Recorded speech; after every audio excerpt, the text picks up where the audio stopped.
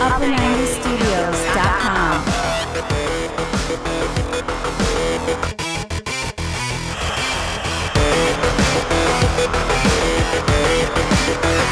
Hey, what's up guys? Welcome back to the channel. I don't think I've ever uploaded a video with a midweek deadline before, but I had to put this video up because I want to tell you how I turned one of the most brutal days in FPL into one of the best. One of my goals for this season is to be more open about my struggles because maybe some of you guys will find this useful. And it was pretty shocking. I sold Robertson for Zinchenko. I know some of you guys wildcarded out Alexander-Arnold. Maybe you picked De Bruyne over Haaland. FPL is just a game, but this Saturday really affected me. I was shocked as everything was happening, one bombshell after another. A week's worth of planning out the window in just 2 games. My wife noticed it. I'm sure my kids did too. And this is what I did to deal with the stress of Saturday's results. After the games, my wife and I went out to dinner to a place we've never been before. And we actually met up with these really good friends of ours that we grew up with, we went to school with when we were kids. We had a few drinks. There was this crazy 80s rock band. They were so good. We were dancing, singing. But FPL didn't cross my mind from the time I walked into that restaurant. And in the morning, we took our kids for a bike ride. My mind was busy with them. And that's what I can share with you guys. To step away from the game and distract yourself from the negative moments. It helps to get outside and go for a walk, but you don't have to physically get out of the house. It could be video games, watch a movie. Whatever you can do to get that energy out and take time away from the game. Because otherwise it's going to be stuck messing with your head and you won't be able to move forward. Now looking back, going out that night put everything back into perspective just the way it's supposed to be.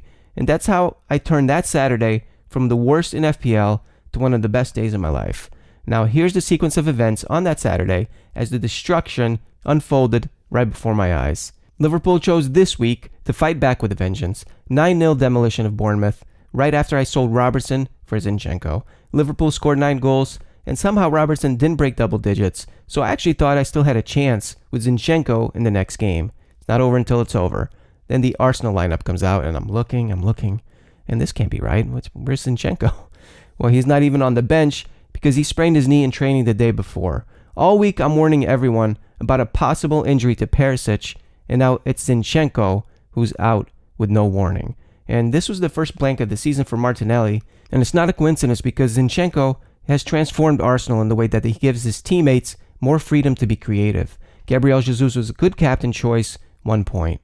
And then last week, Pereira stayed on my bench with 8 points. This week I needed him, blanked, 2 points. So that's the bad news. Now the good news is with Zinchenko out, the player I was most worried about was goalkeeper Ramsdale. Apart from Mitrovic pouncing on Gabriel's mistake, Fulham didn't really offer much threat in the attack. So I feel like I was pretty fortunate that Ramsdale blanked with 36% ownership in the Elite 64 league.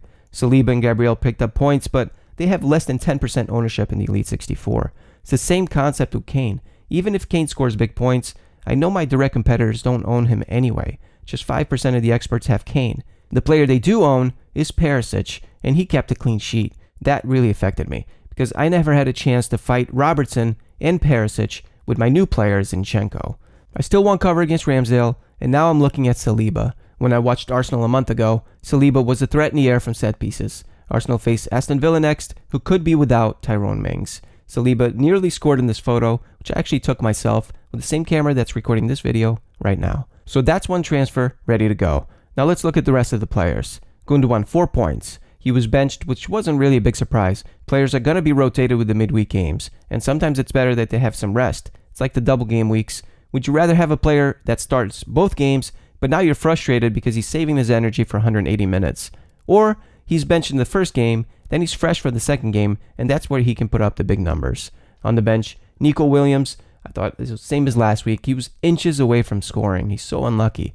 I was impressed by Forest, the way they played against Tottenham, and I'm excited to see what they could do after Game Week 5 versus Bournemouth, Leeds, Fulham, Leicester, and Wolves. Now, when thinking beyond Game Week 5, one idea could be to drop a premium defender like Cancelo, then upgrade Pereira to an £8 million midfielder, a starter. That, for example, could give me Gundogan plus Luis Diaz. Let me show you. Saliba in for Zinchenko, Cancelo out for a cheaper defender. Now I can bump Pereira up to Luis Diaz. Cancelo has been quieter this season, with Haaland now as the main striker. But what if Guardiola benches Haaland Game Week 5 or Game Week 6, and now he gives Cancelo that same freedom to attack against Forest and Aston Villa? Let's say Cancelo just keeps a clean sheet game week 5. Forest, they're full of energy, but they lack quality in front of goal. Clean sheet, maybe no attacking returns. That's 6 points. If I make all these moves now, Luis Diaz now has to make up Cancelo's points and the -8 hit all in one game. Yes, he did it against Bournemouth, but Newcastle might not be as easy to break down, and they pose a threat in the attack themselves. Bournemouth had no solutions in their transitional attacks, which only brought on wave after wave of Liverpool players pushing up, and they actually stayed high up the pitch. When I took the -12 hit game week 3, the pressure was spread out over 3 players, not just one. And things changed quickly, because I'm going to have more information. What if the actual best move would be Gundogan straight to Luis Diaz? That feels a little more straightforward. So I have also looked at a different option involving Reece James instead of selling Cancelo. But I'm not going to drop James ahead of game week 5 because that's the side where Southampton conceded against Manchester United this weekend. Dalot, assist to Fernandes. Jack Harrison had a difficult match versus Brighton game week 4. Now he has a good run of fixtures to prove himself. The priority is Zinchenko, and I want Arsenal defensive cover, but it's not going to work if my player's injured.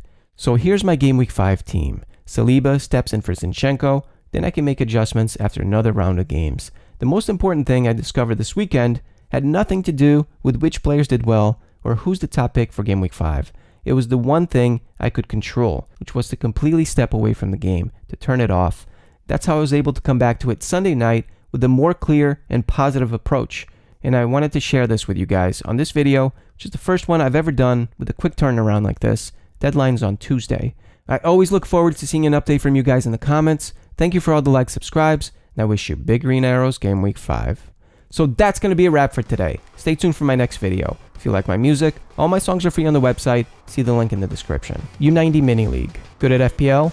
Join U90 Mini League for a chance to win. Be sure to follow at Upper 90 Studios on Twitter, Facebook, or Instagram, where you get an inside scoop before YouTube. And if you're brand new to the channel, be sure to like and subscribe and turn on your post notifications, because this season is going to be epic. Don't forget to subscribe to our email list and get your free fixture difficulty cheat sheet. Click the fantasy tab at upper90studios.com. Thanks for watching. See you soon.